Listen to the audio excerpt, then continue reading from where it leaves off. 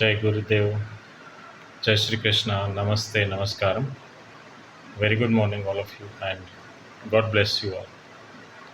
सो friends, जब हम चिंता की व्यर्थता के बारे में डिस्कशन कर रहे हैं तो इसके साथ साथ एक और बात भी अम, सही डिस्कशन करना सही लगता है। वो है कि चिंता के परिणाम क्या हो सकते हैं। अम, जैसे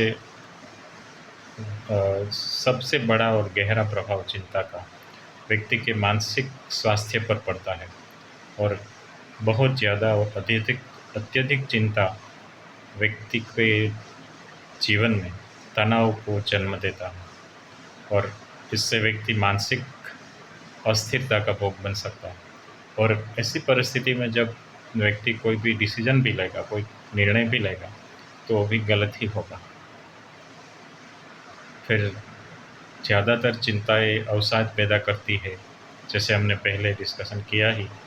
वैसे अनिद्रा, नींद नहीं आना, ये भी एक इसका परिणाम देखने को मिल सकता है। फिर बेचैनी, कहीं चैन नहीं मिलना, बेचैनी एक्सपीरियंस करना, ये भी व्यक्ति के जीवन में देखने को मिल सकता है।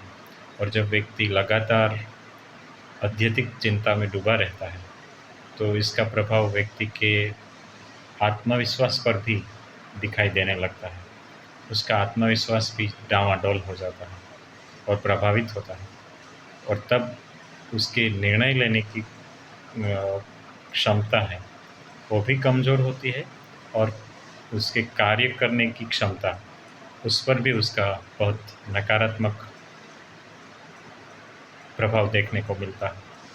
कार्य करने की क्षमता, कार्यक्षमता में भी उसका बहुत प्रभाव होता है। और जब व्यक्ति इस तरह से मानसिक तनाव में और चिंता में, स्ट्रेस में, इन सब फीलिंग्स से गुजरता है, तो सिर्फ उसके मानसिक परिणाम ही नहीं, बस उसके साथ साथ उससे कुछ शारीरिक प्रॉब्लम्स भी फेस करने पड़ सकते हैं।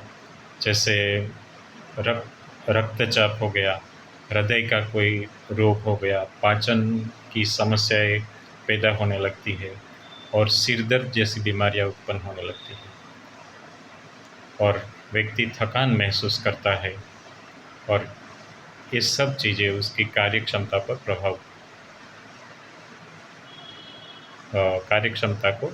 प्रभावित करती है, और व्यक्ति मानसिक रूप से और भावनात्मक रूप से अस्थिर हो जाता है और कोई सही डिसीजन नहीं ले सकता।